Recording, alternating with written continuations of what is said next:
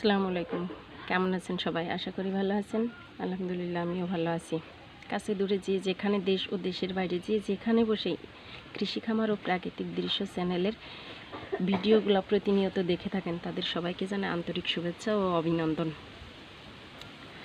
আজ যে জিনিসটা আপনাদের সাথে শেয়ার করব সেটা হচ্ছে রাজাহাঁসের বাচ্চার ফাউল পক্স সম্পর্কে আমি আপনাদের সাথে শেয়ার করব। তো ফাউল পক্স বা বসন্ত যাকে বলে, সেটা কিভাবে প্রাথমিক পর্যায়ে ট্রিটমেন্ট দিয়ে সুস্থ করা যায় সেটাই আজ আমি আপনাদেরকে দেখাবো। তো ততক্ষণ পর্যন্ত আমার সাথেই থাকুন সবাই, এবং আমার চ্যানেলে যারা নতুন, যদি আমার চ্যানেলটা ভালো লেগে থাকে তাহলে অবশ্যই সাবস্ক্রাইব করবেন, পাশে থাকা বেল আইকনটি বাজিয়ে দিবেন, এবং যারা অলরেডি সদস্য হয়ে গেছেন তাদের সবাইকে জানাই আন্তরিক শুভেচ্ছা। এই যে ফাউল পক্স বা বসন্ত যেটা বলে থাকেন, অনেকে ফাউল পক্স বলে, বসন্ত বলে। এই যে আকারটা কতটা বড় হয়েছে এবং কতখানি হয়েছে, তো এটাকে আমি ট্রিটমেন্ট, এই যে পটাশের পানিটা নিয়েছি, এখন আমি পটাশের পানির মধ্যে এটাকে এমনি করে ধরে চুবিয়ে দেব।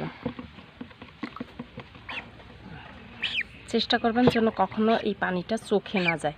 তো এইভাবে চুবিয়ে দেওয়ার পরে সুন্দরভাবে এটা পরিষ্কার করে দিব।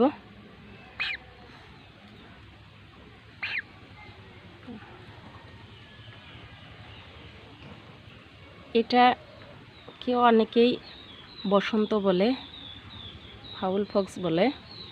তো ঘরোয়াভাবে যে ট্রিটমেন্টটা দেওয়া যায় সেটাই আমি শেয়ার করছি, আমি যেটা দিচ্ছি। এবং আমার একটা মুরগির বাচ্চারও দেখা দিয়েছে, আমি মুরগির বাচ্চাটাকেও একইভাবে ট্রিটমেন্ট দেবো, সেটাও আমি আপনাদেরকে দেখাবো। তো এটা ধোয়া হয়ে গেছে, এখন যেটা করব সেটা হচ্ছে কিছুটা চুন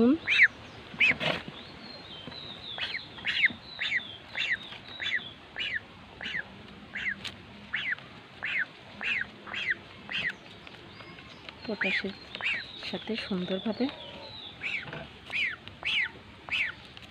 মিশ্রণ করে নিতে হবে।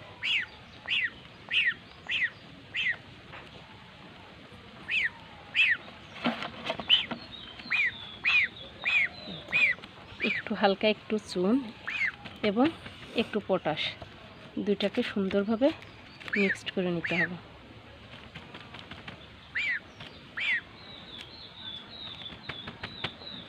এখন এটাকে আমি,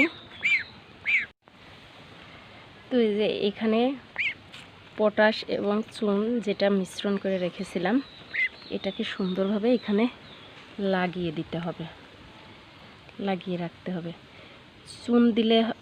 চুন এবং পটাশ একত্রে দিলে হয় কি, এর ভেতরে যে ক্ষতটা থাকে, ঘাটা থাকে, এটা সুন্দরভাবে শুকিয়ে এটা পড়ে যায়। এটা সুন্দরভাবে শুকিয়ে পড়ে যাবে।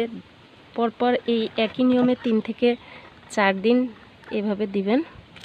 দেওয়ার পরে এটা এমনিতে শুকিয়ে পড়ে যাবে। পড়ে গেলে ওই জায়গাটাতে আবার কিছুটা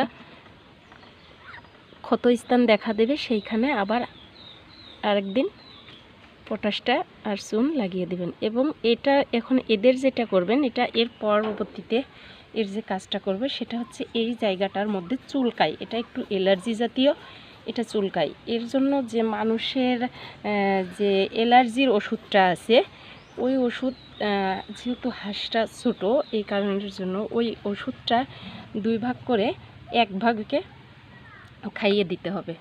তো দিলে পরে উপর আল্লাহর রহমতে পুরোপুরিভাবে সুস্থ হয়ে যাবে।